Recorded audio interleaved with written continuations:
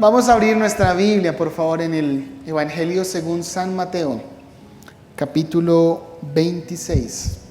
Evangelio según San Mateo, capítulo 26. Entonces llegó Jesús con ellos a un lugar que se llama Getsemaní y dijo a sus discípulos: Sentaos aquí, entre tanto que yo voy allí y oro. Y tomando a Pedro y a los hijos de Zebedeo, comenzó a entristecerse y angustiarse en gran manera. Entonces Jesús les dijo: Mi alma está muy triste hasta la muerte. Quedaos aquí y velad conmigo. Yendo un poco adelante, se postró sobre su rostro, orando y diciendo: Padre mío, si es posible, pase de mí esta copa, pero no sea como yo quiero, sino como tú.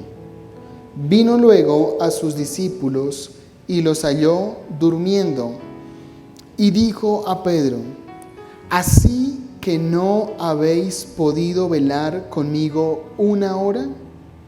Velad y orad, para que no entréis en tentación. El espíritu a la verdad está dispuesto, pero la carne es débil. Otra vez fue y oró por segunda vez diciendo: Padre mío, si no puede pasar de mí esta copa sin que yo la beba, hágase tu voluntad. Vino otra vez y los halló, como mis hermanos, durmiendo, porque los ojos de ellos estaban cargados de sueño. Y dejándolos, se fue de nuevo y oró por tercera vez, diciendo las mismas palabras. Entonces vino a sus discípulos y les dijo: Dormid ya y descansad. He aquí ha llegado la hora, y el Hijo del Hombre es entregado en manos de pecadores. Levantaos, vamos, ved, se acerca el que me entrega. He titulado a esta enseñanza Camino a la cruz. Camino a la cruz. Todos hemos tenido momentos difíciles en nuestra vida. Momentos que realmente nos cuestan afrontar. La pérdida de un ser amado es algo que nos puede afectar tan profundo que después de muchos años no logramos reponernos de la pérdida de alguien. Conozco personas que después de 10 años aún siguen llorando la pérdida de un hijo, la pérdida de una pareja. Y es que creo que una de las cosas más difíciles que nosotros tenemos que afrontar es la muerte de un ser querido. Yo no sé si alguna vez usted ha tenido un sueño y en ese sueño usted puede vivir de una manera muy real la ausencia de alguien. Yo recuerdo que una vez, hace no muchos años, estaba durmiendo y me desperté llorando porque en el sueño mi mamá había muerto.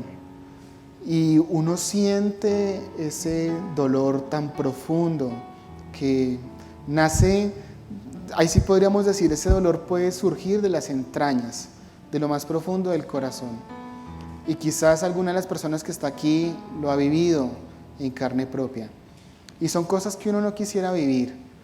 Yo creo que uno todos los días le da gracias a Dios por su pareja, por sus hijos, por sus papás. Y le dice: Señor, guárdalos siempre, que nunca nada malo les acontezca.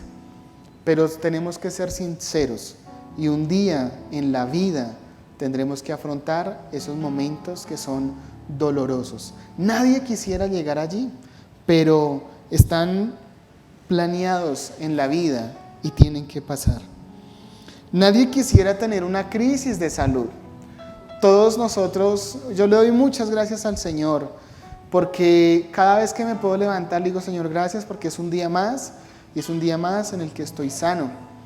¿Cuántas personas no pueden valerse por sí mismas? Yo conozco mucha gente que le tiene mucho miedo a las enfermedades, Y hay personas que dicen que a lo que se le tiene miedo, más rápido les pasa, les acontece.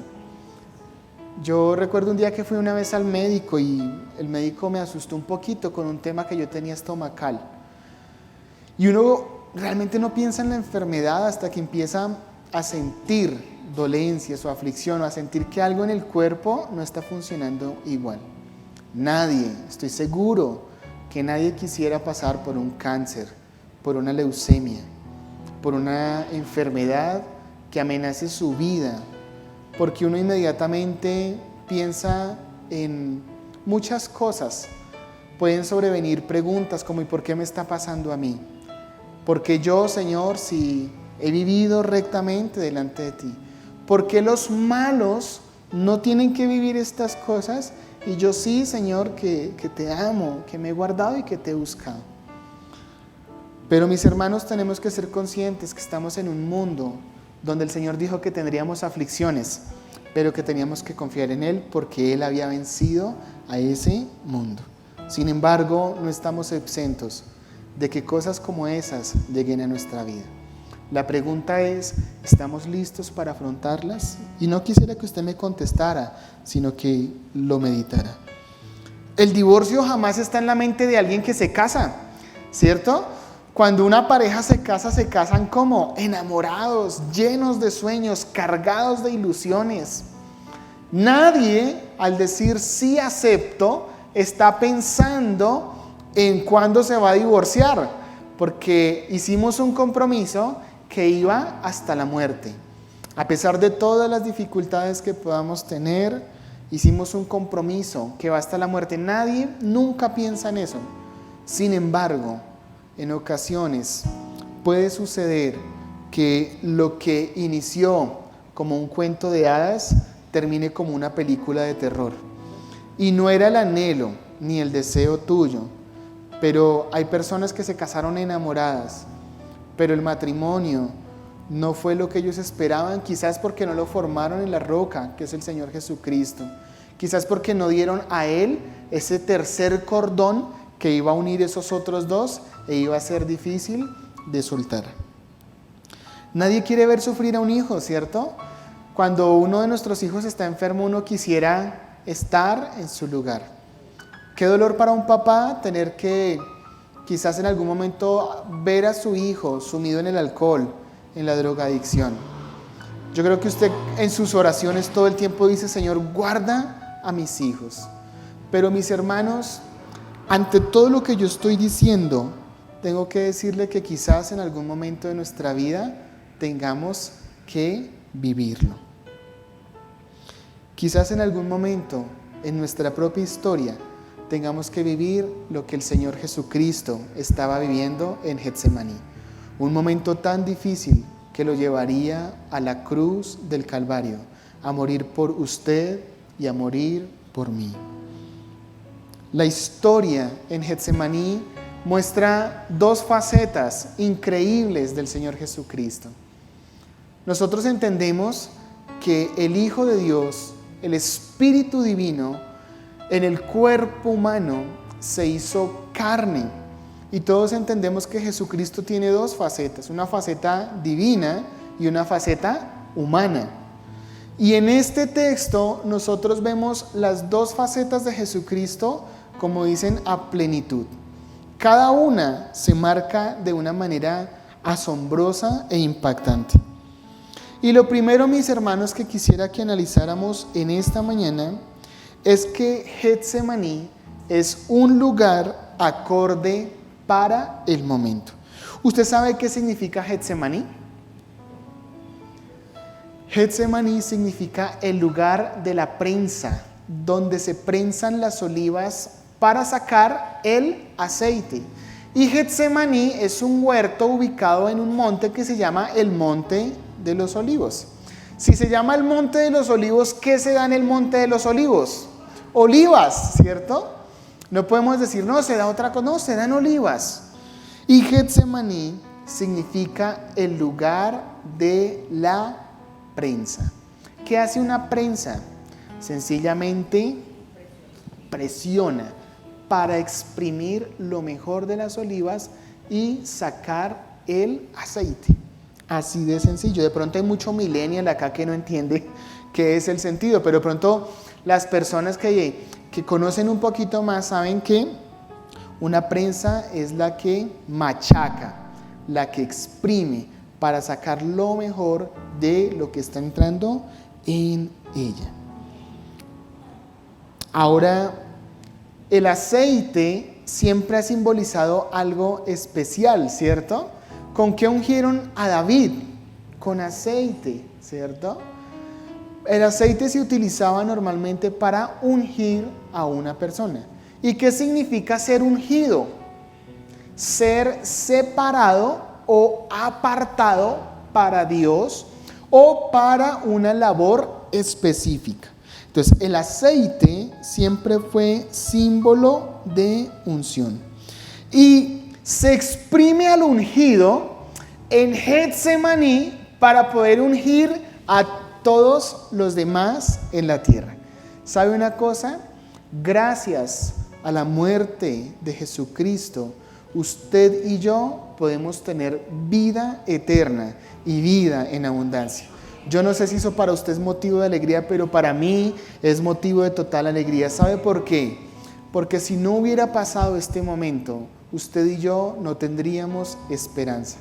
No tendríamos la posibilidad de aferrarnos a la vida eterna, a esa vida que se da en abundancia. Esta vida es pasajera y esta vida es dolorosa, es traumática, trae momentos de dolor, de angustia, de enfermedad, de desolación.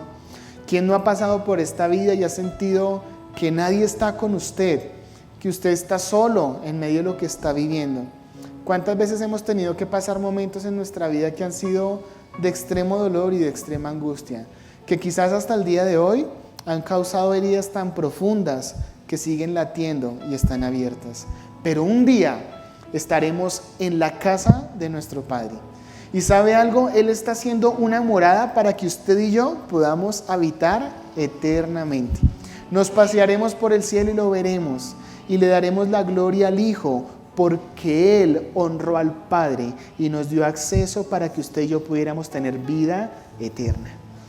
No se angustie por lo que usted tiene que pasar en la tierra. No se angustie por las crisis, por los momentos que usted tenga que pasar, porque para usted y para mí hay una esperanza diferente, porque creímos en el Señor Jesucristo y al creer en Él tuvimos un acceso directo a su casa. Ahora, qué curioso, Getsemaní está ubicado en un huerto. Y qué curioso, en un huerto empezó todo. ¿Cómo se llamaba el primer huerto? El huerto del Edén.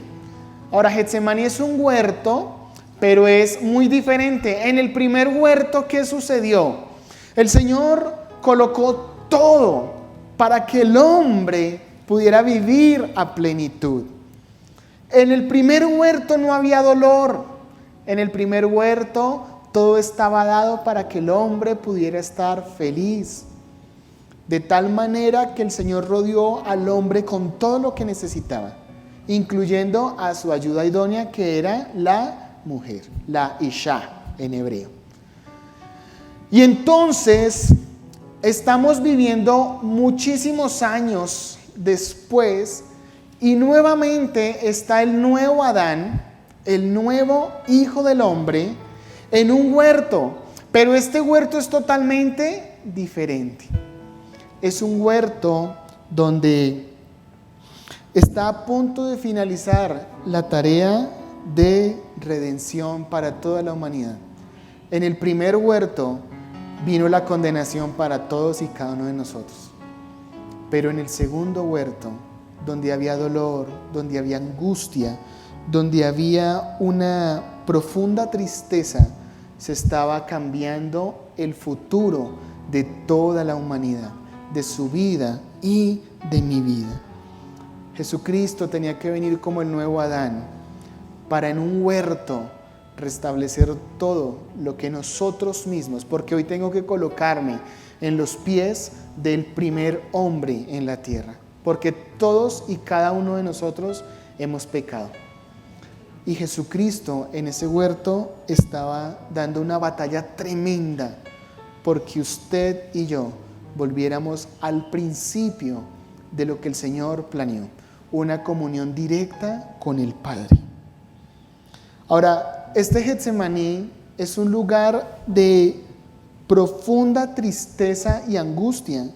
El versículo 37 lo dice, y tomando a Pedro y a los hijos de Zebedeo, comenzó a entristecerse y a angustiarse.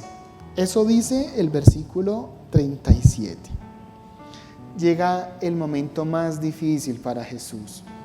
Mire, yo quiero decirle algo y podrá sonar un poco antiteológico, pero el momento más difícil para Jesús quizás no fue la cruz. El momento más difícil para Jesús fue Getsemaní. Muchos dicen que en Getsemaní se logró la verdadera victoria, porque se fortaleció el espíritu del Mesías para poder ir y cumplir una labor que tenía que realizar. Y yo sé que tú en muchas ocasiones has estado en ese Getsemaní. Getsemaní significa el lugar de dolor, de angustia, de tristeza. Ese lugar donde nos sentimos solos, donde sentimos que el dolor y la angustia son más grandes de lo que podemos soportar. ¿Cuántas veces no hemos estado allí? Y usted y yo lo conocemos a profundidad, porque lo hemos tenido que vivir, porque hemos tenido que vivir momentos de extremo dolor y de extrema angustia. Pero ¿sabe? Ninguno de los momentos de dolor y angustia que nosotros podamos vivir en esta tierra se comparará a lo que estaba viviendo Jesucristo. Lucas nos dice que él estaba tan estresado, tan entristecido, que sudó gotas de sangre. Y nosotros podemos decir, eso es poético. El autor de Lucas quiso llevar eso al extremo poético, y quiero decirle que no. Científicamente está comprobado que cuando una persona está en extremo dolor, en extrema angustia, los vasos capilares de la frente se alcanzan a reventar y se mezclan con el sudor y empezamos a sudar gotas de sangre. Pregunto yo, ¿usted en algún momento ha sudado gotas de sangre? Sé que no. Porque nuestro dolor jamás se podrá comparar a la angustia de un carpintero inocente.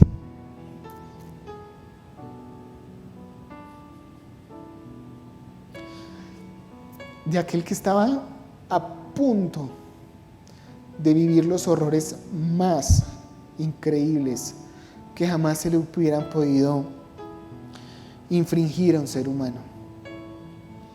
Y Él lo hizo por amor a ti y a mí. El amor de Jesucristo fue mucho más grande de lo que nosotros pudiéramos imaginar. Lo segundo que yo encuentro es una oración que el Señor hace en aquel huerto. Y es una oración con dos posibles respuestas. Dice la palabra que el Señor se postró en su rostro. Es decir, no solamente se arrodilla, sino se extiende sobre el piso. Y su frente toca el piso. ¿Sabe? Para los judíos esto denota una total dependencia y humillación ante el Señor.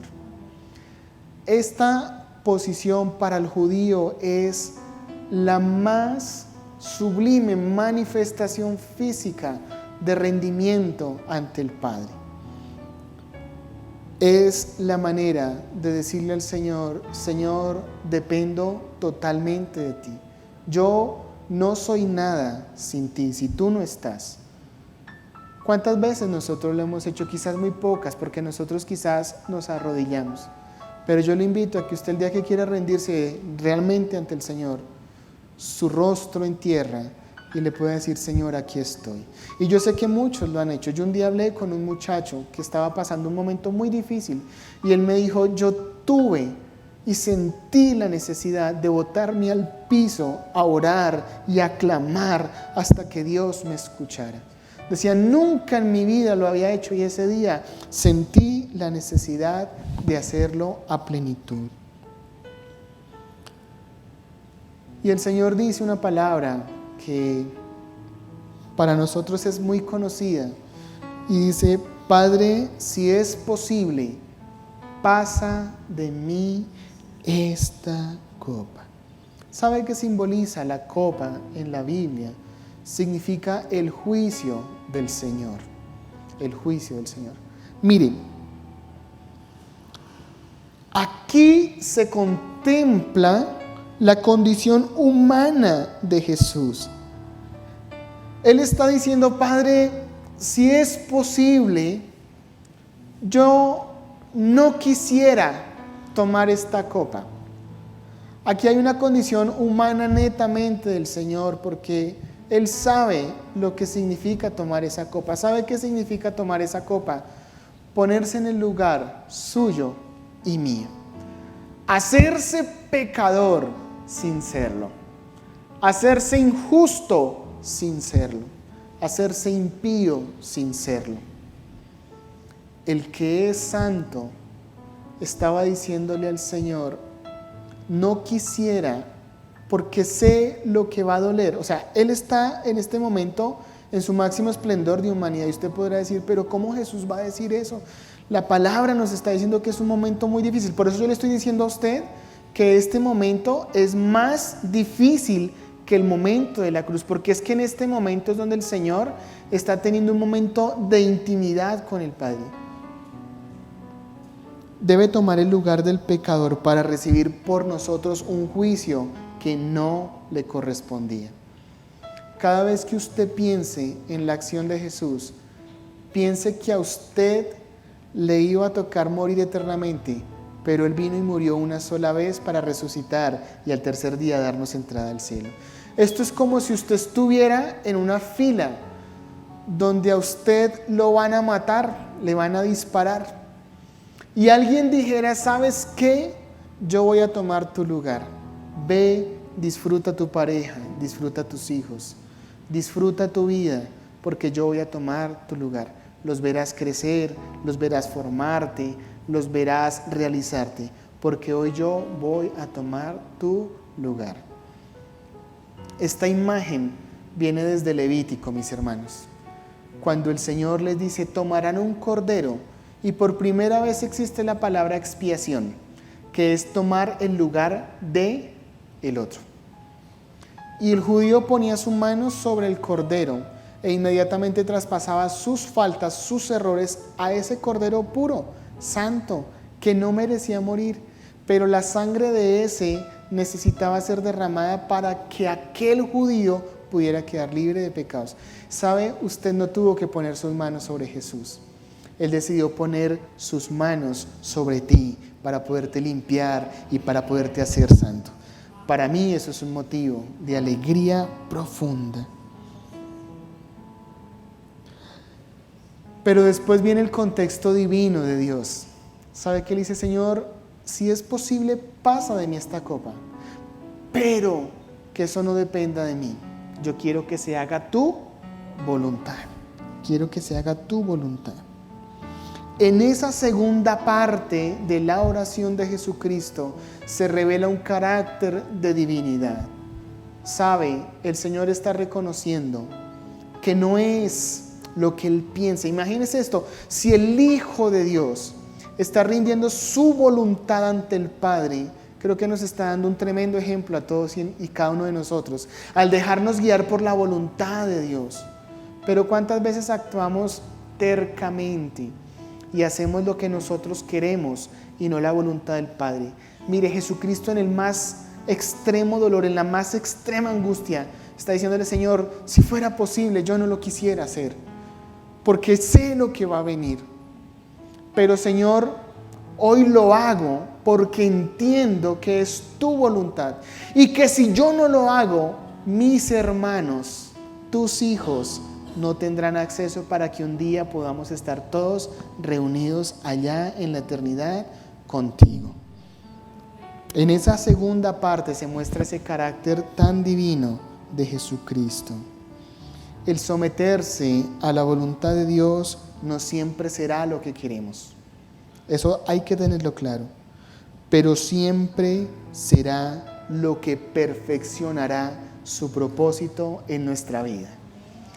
La voluntad de Dios en ocasiones cuesta, porque no es lo que queremos. pero si nos sometemos a ella, su propósito se perfeccionará en tu vida. Y yo te pregunto en esta mañana, ¿qué quieres hacer tú? ¿Lo que tú quieras o lo que el Señor tiene establecido para ti? Para finalizar, el Getsemaní es un lugar donde estás a solas con el Padre.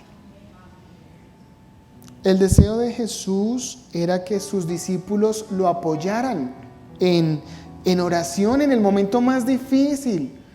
Mira, Getsemaní es un lugar que hasta Judas conoce. Por eso el Señor no se quiere ir a un huerto o a un lugar más lejano, pero tampoco quiere estar en un lugar tan cercano. O sea, el Señor no quiere estar lejos para que Judas no lo encuentre, pero tampoco quiere estar tan cerca para que suene como si Él se hubiera entregado. Está en un lugar medio y se va con sus 11 discípulos, porque no está Judas en la cena. Y se lleva a sus discípulos. Y realmente nosotros nos sentimos respaldados en un problema cuando alguien nos ayuda y está ahí con nosotros, ¿cierto? Yo creo que en algún momento de su vida, si usted tuvo que afrontar un problema solo, es diferente a cuando nos sentimos acompañados. Cuando nosotros nos sentimos acompañados, como que nos fortalecemos un poquito más. Hay personas que engañadas se sienten más fuertes, yo creo que usted los ha visto. Pero a la hora de asumir las cosas solos, eso sí ya es otra cosa. Y ¿sabe algo? El Señor Jesucristo se va a orar con sus discípulos. Y Él quiere que sus discípulos estén con Él, así como Él estuvo con ellos. Él quiere que ellos estén con Él en este momento de vigilia, de oración. Jesús quería que ellos oraran por Él, porque la fortaleza de la oración viene para el espíritu y anula la carne. Sabe, en Getsemaní se estaba definiendo una guerra muy fuerte entre la carne y el espíritu. Y la oración fortalece, ¿qué, mis hermanos? El espíritu. Ahora, miremos la importancia por un instante de la oración. La oración es vital para la vida de un cristiano. Si el Hijo de Dios oraba todo el tiempo, ¿cuánto más usted y yo tenemos que hacerlo? No podemos vivir creyendo, lloro 5 minutos y con eso está. Que el pastor ore por mí, que mi esposa ore por mí, ella que va a la iglesia, que mi esposo ore por mí, él que él es el sacerdote de mi casa, que mis papás oren por mí. Jesucristo nos enseña que la oración es algo personal y que todos y cada uno de nosotros necesitamos esa comunión para tener acceso directo al Padre. Y la palabra nos dice que oró 3 veces. Lucas nos dice solamente que fue una vez, pero Mateo nos lo describe 3 veces. Mire, Lucas da un mensaje diciendo el extremo dolor, la extrema angustia que él sentía, que cuando oró le salió sangre. Mateo no lo dice, pero Mateo nos dice que fueron 3 veces y Lucas no nos dice eso. Qué bonito es que los evangelios se complementan el uno al otro y nos arman un panorama mucho más grande y vivencial. Y en esa primera oración el Señor está en extrema angustia, en extremo dolor y va, ¿y qué pasa con sus discípulos? Estaban por allá profundos. Hay personas que tienen el sueño pesado, ¿cierto? Que, Dios mío, es difícil despertarlos. Y hay otros que tienen el sueño muy liviano. Yo soy de los que tiene el sueño liviano. Mi esposa tiene el sueño más pesado. Mi mamá tiene el sueño pesado. Mi papá tiene el sueño liviano. Creo que normalmente las mujeres tienen la capacidad de poder dormir sin que nada las incomode. Y nosotros como hombres como que tenemos el sueño un poquito más liviano. Y Jesucristo se acerca en ese momento, está mejor dicho, en un momento difícil, y llega y los encuentra allá dormidotes. Todos están allá roncando. E inmediatamente Jesús se dirige a Pedro y le dice: no has sido capaz de velar conmigo 1 hora. Le está diciendo que Pedro, no pudiste acompañarme a mí 1 hora en este momento que te necesito tanto, orando junto a mí. Pedro, tienes que orar para que no venga el momento de tentación a tu vida. ¿Y sabe por qué le estaba diciendo eso? Porque anteriormente Pedro le dijo: Señor, a donde tú vayas, vea, yo voy. Si alguien se las pinta, dígame que yo se las coloreo. Y si es necesario, a machete nos vamos. Y le dice el Señor Jesucristo: papito, antes de que el gallo cante, tú me vas a negar 3 veces. ¿Sabe por qué el Señor Jesucristo le estaba diciendo a Pedro eso? Porque Él sabía que en el momento más difícil Él lo iba a negar. Y le está diciendo: Pedro, tú tienes que orar como yo, para que tu espíritu sea fortalecido y no entres en un momento de tentación. Y el Señor se va.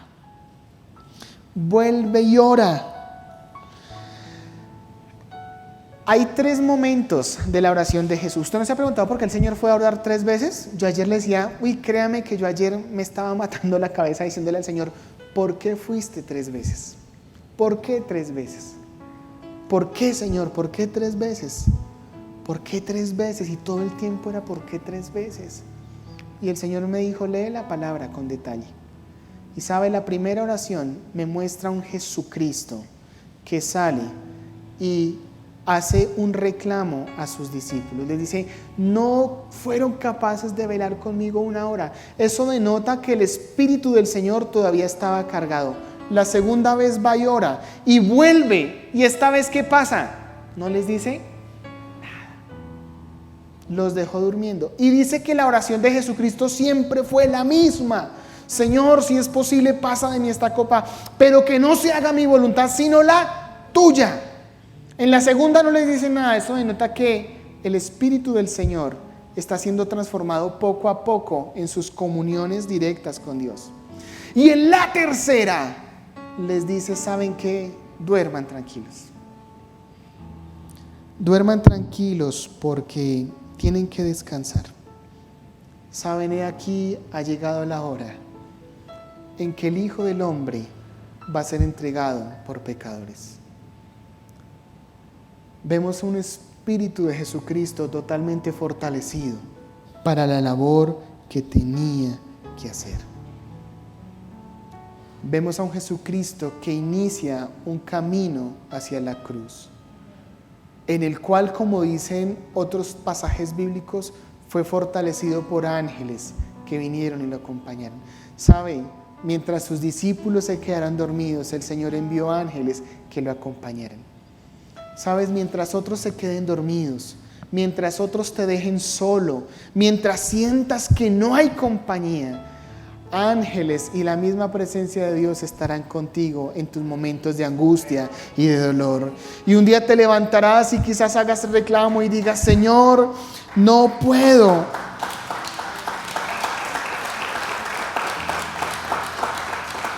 Quizás un día tú te veas en la más profunda soledad y digas: Señor, todos me han abandonado, no queda nadie. El Señor te va a decir: yo estoy contigo. Solamente búscame y clama, porque yo, a través de la oración, te fortaleceré para que vayas camino a la cruz que estás a punto de vivir. Quizás este es un mensaje que no muchos quisieran escuchar, porque hay mensajes que son un poco más motivadores a la fe. ¿A quién le gusta que le digan que hay que ir camino a la cruz? Pero el Señor dijo: si alguno quiere ir en pos de mí, niéguese a sí mismo, tome su cruz y sígame. ¿Sabes? El pensar en la obra de la cruz no se puede entender sin entender primeramente la oración en el huerto de Getsemaní. No podemos entender el sufrimiento de la cruz sin entender primero el momento de sufrimiento en un huerto donde Jesús estuvo solo y sintió angustia. Pero en medio de todas esas cosas, hoy podemos entender que el amor de Jesús por ti y por mí fue mucho más grande que el dolor, que la tristeza, que todo lo que pudo haber estado sintiendo en ese momento. Y me muestra que así como Jesucristo vivió un momento difícil, tú y yo lo podemos vivir de la misma manera. pero nos da la fórmula para poder sobrepasar y entender el propósito de Dios. ¿Sabes por qué muchas personas se van de la iglesia cristiana? Porque ante la primera dificultad creyeron que el Señor los había abandonado y no entendieron que el cristiano se fortalece en las pruebas y en las dificultades. Hoy yo tengo que decirle al Señor, gloria a ti por la enfermedad. Y quizás alguno me dirá, pero pastor, ¿usted cómo va a decir eso? Si no conociéramos la enfermedad, ¿cómo conoceríamos a un Dios que sana? Gloria a Dios por cada prueba que tengas que afrontar. No reniegues del desierto, disfrútalo. Y esto pareciera antiteología de la prosperidad, de sanidad y milagros. Y es que claro, esto es la Biblia también. Y esto es el Evangelio. Es entender que llegarán momentos difíciles, pero que Jesucristo también los pasó y por eso Él te va a entender. Pero así como Él lo entendió y lo afrontó, te dará la capacidad a través de la oración de formar tu carácter y tu espíritu para poder enfrentar el momento de la cruz. Y estará contigo, así como el Señor estuvo con Él. La Biblia es tan perfecta que cada palabra nos muestra el significado de la obra. ¿Sabe? Génesis hasta Apocalipsis nos muestra la obra redentora de Jesucristo para todos y cada uno de nosotros. En Semana Santa se conmemora la muerte del Mesías, pero nosotros los cristianos celebramos su resurrección. Pero antes de la glorificación al Padre, Jesucristo pasar por la prensa para ser machacado. Y ese aceite que cayó gota a gota, hoy unge y ungirá a tus hijos, a tus nietos y a tu descendencia.